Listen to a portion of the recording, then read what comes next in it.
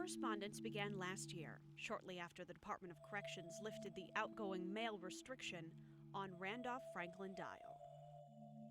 He told me to get off of his property, and I pulled a piece out and fired once. 20 years ago, Dial confessed to a cold-blooded murder in Tulsa. He was sentenced to life behind bars. Dial was serving out that sentence at the Oklahoma State Reformatory in Granite, Oklahoma, when he vanished with Bobby Parker, the deputy warden's wife. Months and months of letters, page after page, written in the hand of an artist, a painter, a writer, a killer. Each line revealing more about life on the run, more about the captor and his prey. January 18th, 2006. I'm not the hero of this particular story, not even close. Like the sculptures he is best known for creating, details are meticulous for Dial, hedging his words like he's afraid of the truth they'll reveal. February 4th, 2006. It would be nothing less than a tragedy, a grievous miscarriage of justice, and, even more important, a great injustice to Bobby Parker and her family if the total truth of what happened during those 12 years is not made known to all. The facts are beginning to come together, and Randolph Dial isn't hiding a thing. April 3rd, 2006. She did not leave willingly.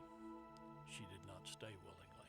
It was, in fact, an easy matter for me to reduce Bobby to a true victim of Stockholm Syndrome, because I knew how to apply terror and create helplessness, followed by a natural dependency and, perversely, even affection and loyalty. I had learned about such methods by watching prison officials apply them to prison populations during my 9 previous years of incarceration. Randolph Dial and Bobby Parker had been on the run 6 years when they were hired as farmhands here in East Texas. In his letters, Randolph Dial describes his life here with Bobby Parker. It's a chicken farm. They lived in that trailer over there and worked these chicken houses over here. For the most part, he describes his life here as content, though neighbors remember something else. This is one of 5 farms that we have. The Rash family owned the farm where Dial and Parker lived and worked.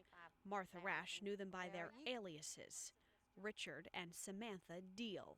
Samantha was shy, and not really sure of herself, but now Richard was a different story, Immediately, Rash sensed Samantha was trapped in an unhappy, unhealthy marriage. She extended an offer to help.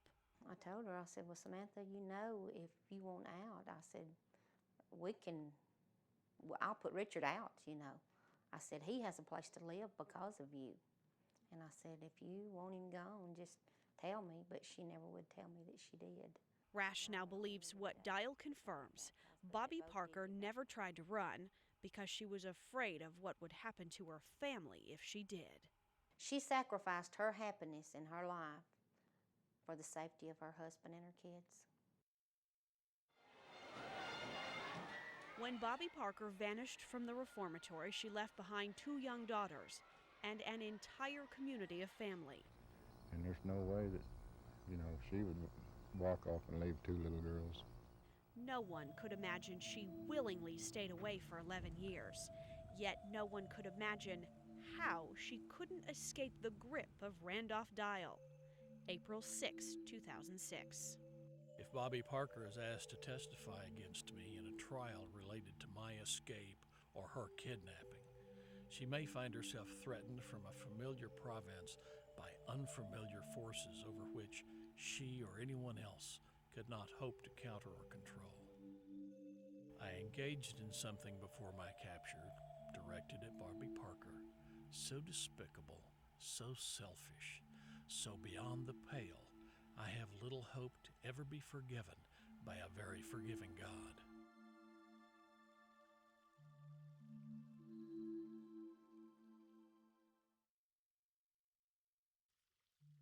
April 4th last year, the world was stunned to learn Randolph Dial had been captured.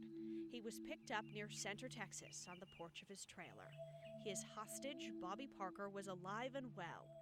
Immediately, the question on everyone's mind, was she forced to stay? And if she was, in fact, kidnapped, how could Dial keep her captive for 11 years? Since day one, Randolph Dial has maintained he took Bobby Parker against her will, but no one could understand how. April 14th, 2006. I have made these facts known to no one. It has been widely speculated Dial threatened to kill Bobby Parker's family, her children, and her husband, and that's why she stayed for so long. But some experts say a case of intimidation lasting 11 years is near impossible. In the letters, a new and mammoth confession from Dial. Many, many times during the years we were in the wind together, I had the feeling she might be ready to bolt.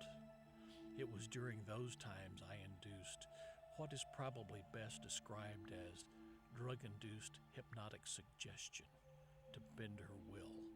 It's my guess she doesn't even have a clue about the methods I utilized to shape her consciousness. I don't know if anyone will ever be able to undo what I've done to her. I know I can't. As usual, Randolph Dial's admissions create more questions than answers.